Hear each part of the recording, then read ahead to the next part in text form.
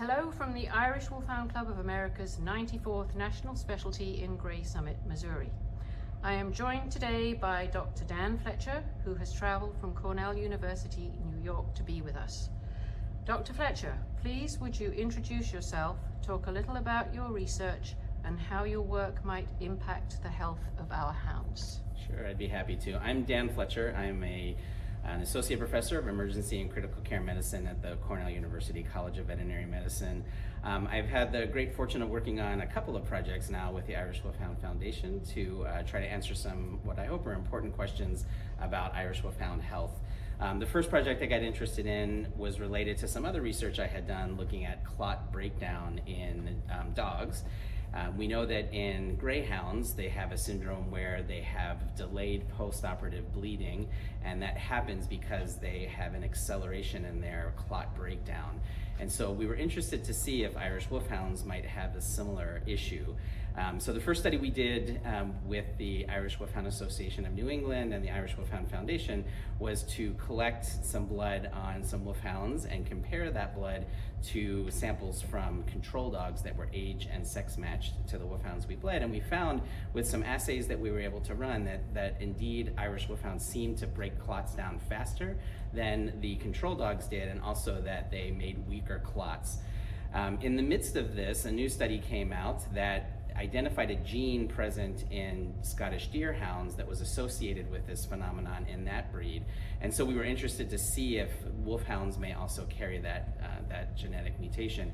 And when we ran that test on about 100 Irish Wolfhounds, we found that only a quarter of those Irish Wolfhounds had 2 copies of the normal gene. About 50% of them had 1 copy of the normal gene and 1 copy of this variant, and 25% had 2 copies of the variant. And that gene was coded for a protein called alpha-2 antiplasmin, which inhibits clot breakdown. And so the thought was, if that genetic mutation led to a change in function of that particular protein, that might explain why Irish Wolfhounds might have a bleeding tendency and might break down clots more quickly.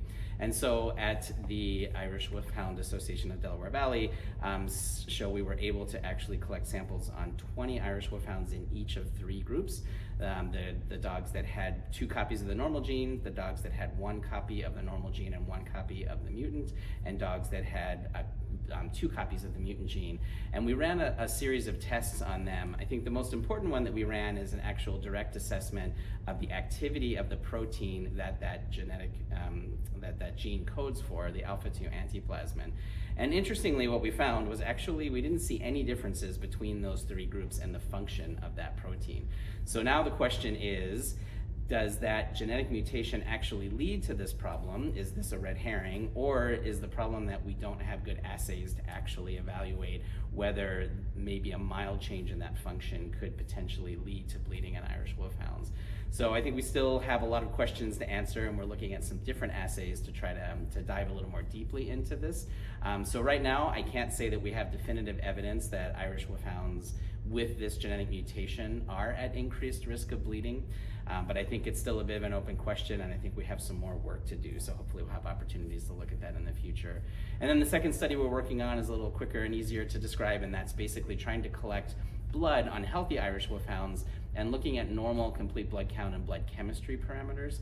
We know that in many breeds like greyhounds, there are significant differences in the normal ranges for a lot of those tests that we run very commonly on dogs and cats.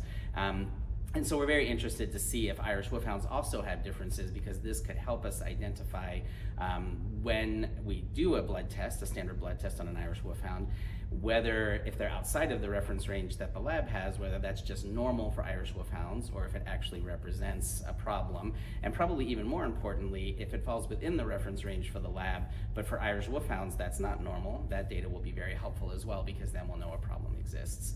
So I think we have lots of additional work to do, and I'm really grateful for the opportunity to work with all of you to try to answer some of these questions. Dr. Fletcher, thank you very much. We're eager to help you, and hopefully people will sign up for these studies, and we'll have lots of people volunteering their dogs for blood draws. Thank you so much. Thank you.